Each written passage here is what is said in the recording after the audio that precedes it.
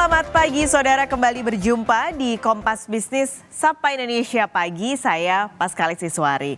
Saudara, akhir-akhir ini dunia sedang dihebohkan oleh kondisi geopolitik dua negara yang memanas. Kita berikan kepada Anda petanya saudara, yaitu Iran dan juga Israel.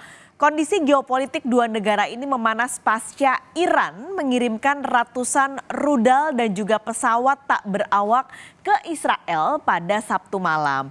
Tapi sebenarnya serangan yang dilakukan Iran pada Sabtu kemarin adalah serangan balasan setelah Israel pada 1 April diduga menghancurkan gedung konsulat Iran di Suriah yang akhirnya menewaskan 16 orang. Nah, serangan dari kedua negara ini adalah puncak perseteruan puluhan tahun di antara dua negara adidaya berkekuatan militer besar di Timur Tengah. Tapi yang kita bahas pada hari ini adalah saudara, tidak hanya panasnya geopolitik dan juga hubungan antara Iran dan juga Israel, tapi apa sih dampak besar yang dibawa dari kondisi kedua negara ini yang akhirnya membawa ketidakstabilan lalu juga goncangan ekonomi ke negara lain termasuk Indonesia. Dua yang paling terpengaruh adalah kami berikan gambarnya di sini yaitu nilai tukar dan juga harga minyak untuk Indonesia. Namun sebenarnya masih ada asa bahwa kondisi ekonomi ini akan kembali stabil, kondisi nilai tukar, kondisi harga minyak setelah Timur Tengah ini akan mereda kondisinya.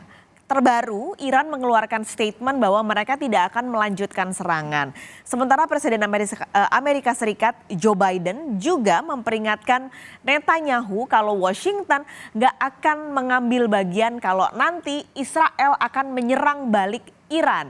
Jadi kalau benar maka setidaknya efek domino dari dampak panasnya dua negara ini akan berkurang. Tapi sebenarnya kondisinya saat ini sudah ada dampak yang cukup terpengaruh. Kita lihat dari harga minyak terlebih dulu. WTI atau West Texas Intermediate dalam 3 bulan terakhir sudah ada kenaikan yang cukup signifikan. Anda lihat di Januari 2024 harga WTI masih di angka $73 per barel. 3 bulan kemudian di angka terakhir 19 April atau 18 April 2024 WTI diperdagangkan di angka $82 per barel, saudara. Kenapa minyak jadi yang terdampak? Nah, ini karena kita bicara Iran nih.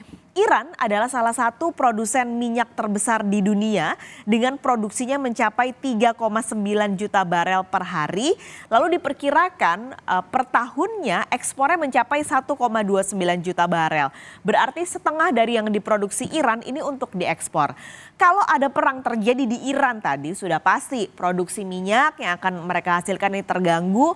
Lalu juga distribusinya juga akan mengganggu pasokan, terutama pasokan untuk ekspor minyak yang dikirim. Akhirnya kondisi ini bikin harga minyak memanas karena produksi lalu juga jalur distribusi terganggu.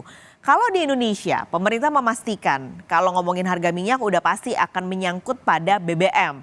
Nah, Kementerian SDM memastikan kalau stok dan juga harga BBM di Indonesia sampai hari ini belum terdampak karena konflik Iran dan juga Israel.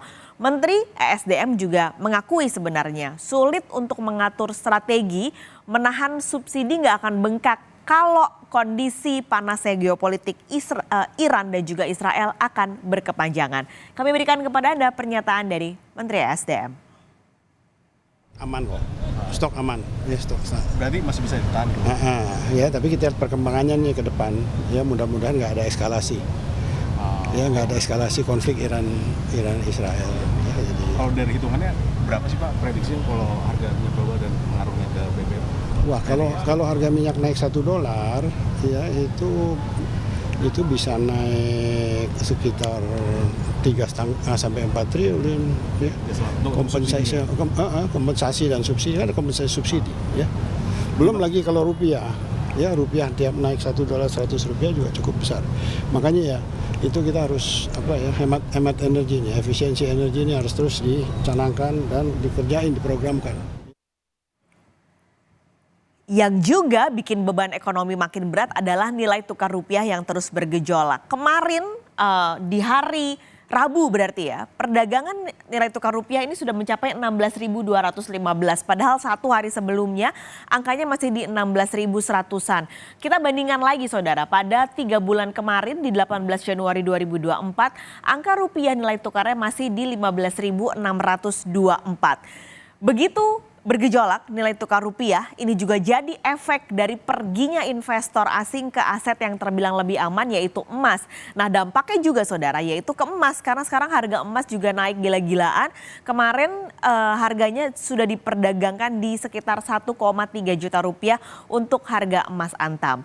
Dari dua dampak yang besar tadi, ada rupiah, ada harga minyak, lalu juga ada emas, akan membawa efek bola salju yang merambat kemana-mana. Kita lihat ya, dari yang pertama, ketika harga minyak naik saudara, ancaman inflasi global ini juga akan kembali menghantui perekonomian. Karena kalau harga minyak naik, sudah pasti ongkos produksi berbagai industri akan naik, termasuk industri pangan.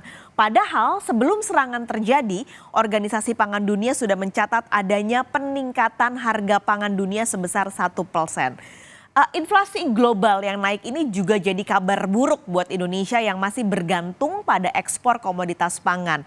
Karena ketika inflasi global terjadi, harga pangan naik, yang juga akan terdampak adalah Bank Sentral ini akan terus mempertahankan suku bunga mereka di suku bunga tinggi. Ini adalah rambatan selanjutnya saudara. Karena suku bunga ini adalah instrumen paling dekat dengan pengendalian laju inflasi. Kalau suku bunga di negara-negara tetap tinggi, yang jadi kekhawatiran tentu adalah kebijakan dari The Fed atau Bank Sentral Amerika Serikat. Kalau The Fed bunganya terus tinggi, Bank Indonesia sudah pasti nggak akan memangkas suku bunga dalam waktu dekat. Apalagi sekarang nih saudara, rambatan selanjutnya, dolar yang begitu perkasa kondisinya yang akhirnya membuat rupiah keok. Tadi Anda lihat angkanya di 16.200-an. Dolar kuat, kenapa? Salah satunya adalah karena prediksi The Fed belum akan menurunkan suku bunga. Nah, saat suku bunga tinggi, ada lagi nih rambatan terakhirnya, yaitu investor akan cenderung mencari negara-negara dengan bunga yang tinggi dan bisa memberikan mereka imbal hasil yang tinggi. Makanya kenapa akhirnya dana asing di Indonesia pada pergi pulang kembali ke rumah mereka di Amerika karena di sana suku bunganya sedang tinggi. Jadi kita perlu khawatir nggak sih dengan kondisi ini? Nah, Menko Perekonomian Erlangga Hartarto bilang sebenarnya secara fundamental ekonomi Indonesia masih solid. Tapi tetap harus ada yang dimitigasi, yaitu salah satunya adalah peralihan aset ke safe haven seperti emas dan juga perginya dana asing dari dalam negeri. Tukar dan indeks harga saham itu juga mengalami pelemahan secara global, namun Indonesia dibandingkan peer countries relatif masih dalam situasi aman, dan tentu kita perlu melakukan beberapa kebijakan antara lain kebauran fiskal dan moneter, menjaga stabilitas nilai tukar, menjaga APBN, dan memonitor kenaikan logistik dan kenaikan harga minyak. Sektor real dampak depresiasi nilai tukar dan kenaikan ini salah satu yang dilihat yang tentu sangat berpengaruh terhadap import, namun tentu efek juga terhadap eksportir mendapatkan devisa lebih banyak. Tentu ini plus minusnya kita harus jaga.